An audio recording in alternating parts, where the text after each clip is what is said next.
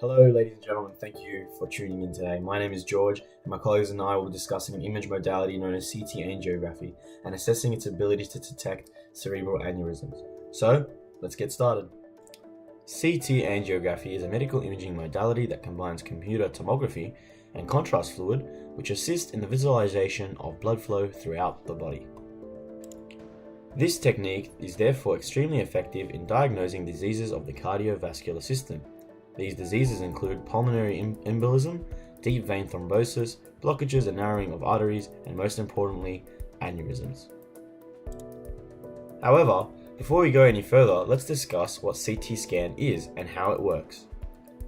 Computer tomography is a non-invasive procedure that combines X-rays, an array of detectors that rotate around a patient's body, and using sophisticated computer-generated algorithms to create a detailed cross-sectional image for diagnosis. Unlike other medical imaging modalities such as MRI and ultrasound, CT scans give little to no detail on the vascular system. Therefore, when it is combined with a contrast fluid that increases the intensity of the blood, CT scans can effectively display very clearly the flow of blood throughout the body. In order to create an image, the X-ray photons are scattered or absorbed by different parts of the body. The absorption of these X-ray photons is based on the density of the medium. Anatomical structures such as bones absorb the radiation effectively as they are very dense. As the beams encounter the body tissue, it produces an image on a metallic film. Much like a camera film, the film develops depending on which areas were exposed to the X-rays. Black areas on the film represent areas where the X-rays have passed through soft tissue. White areas show where denser tissue, such as bones or organs, have absorbed the X-rays, thus creating an image. The degree of X-ray absorption is known as attenuation. By injecting a contrast agent such as iodine into the patient's bloodstream, increases the degree of attenuation of X-ray photons and therefore generates an image that clearly displays the vascular system against various other body tissues. Thanks for listening, guys. I really appreciate it. But that's all from me for now. I'll be handing it over to my colleague Tim, who will delve deeper into this really fascinating image modality and also discuss how it is really effective in detecting aneurysms. So that's all from me. Take care. Thanks for that, George. So the imaging from a CT angiogram displays the vascular system with the same resolution and contrast as you would see bone in X-rays. And it is this very clarity that allows radiologists and other medical professionals to observe a series of vascular pathologies. These can include obstructions to blood flow, the narrowing of arteries, and importantly for us today, aneurysms. So what is an aneurysm? A cerebral aneurysm occurs when the wall of a cerebral artery becomes dilated, ultimately developing into somewhat of a balloon-like, swollen bulge on the side of the artery. Without the intervention of surgery, the aneurysm will eventually burst, causing what's termed as a subarachnoid hemorrhage.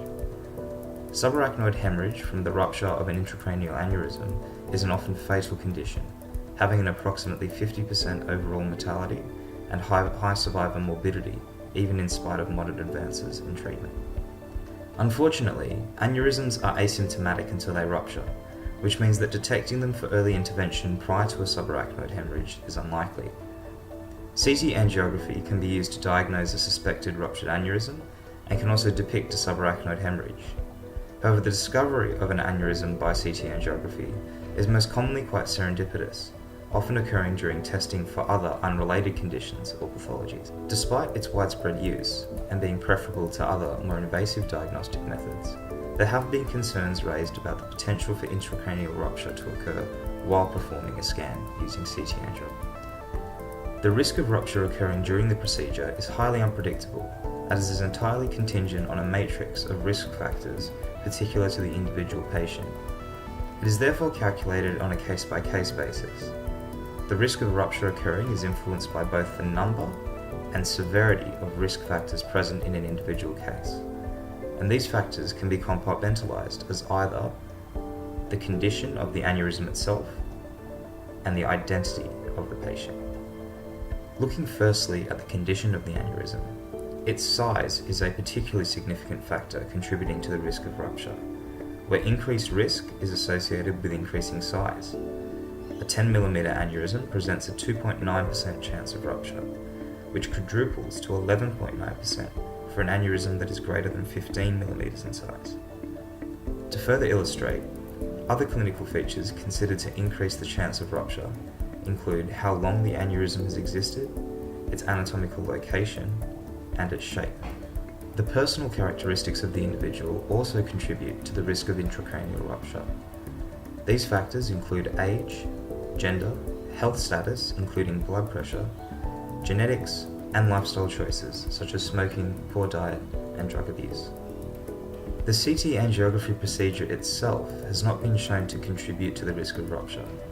It does involve some dangers, including exposure to radiation or allergic reactions to the injected iodine solution, though these do not add to the risk of rupture itself.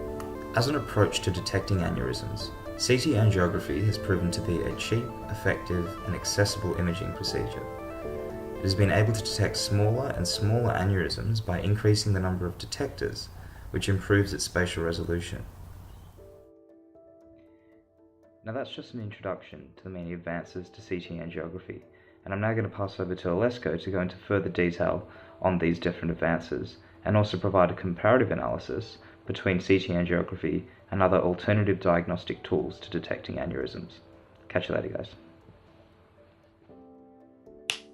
Thank you for that, Tim. The field of medical imaging has seen extreme advances in both options and sensitivity over the past 50 years. Currently, computed tomography angiographs have seen multiple advances in both scope and precision. Now, let's get started. Two examples of such advancements include 4D computed tomography angiography. This uses traditional 3D CTAs over a period of time. Applications of 4D CTA include discovery of cerebrovascular diseases and strokes, high-flow vascular lesions such as AVM and fistula, as well as aneurysms.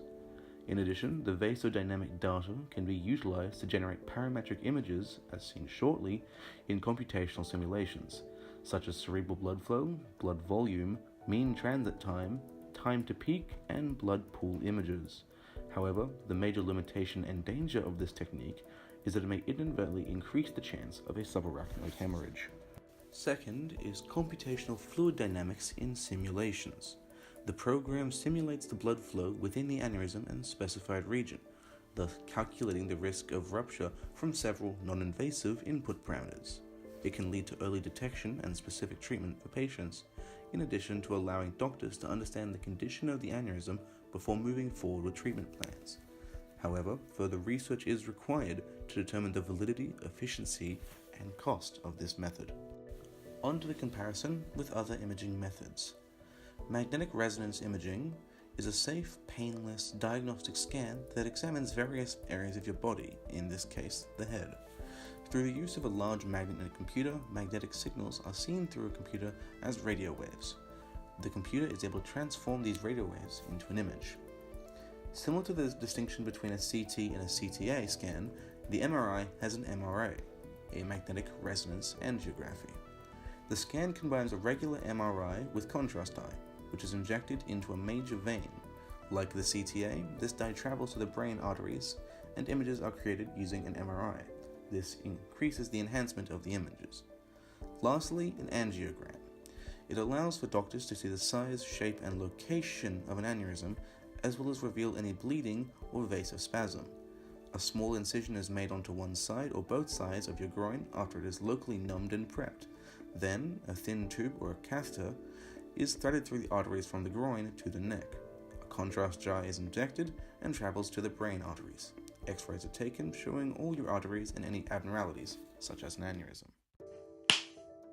So, as the evidence proves, CT angiographs are a safe, effective, and simple way of gaining clear and concise information on aneurysms, size, shape, and location. Now, compared to current methods on the market other than CTAs, it has proved to be the most effective at doing its job. Thank you for watching this presentation, and have a nice day.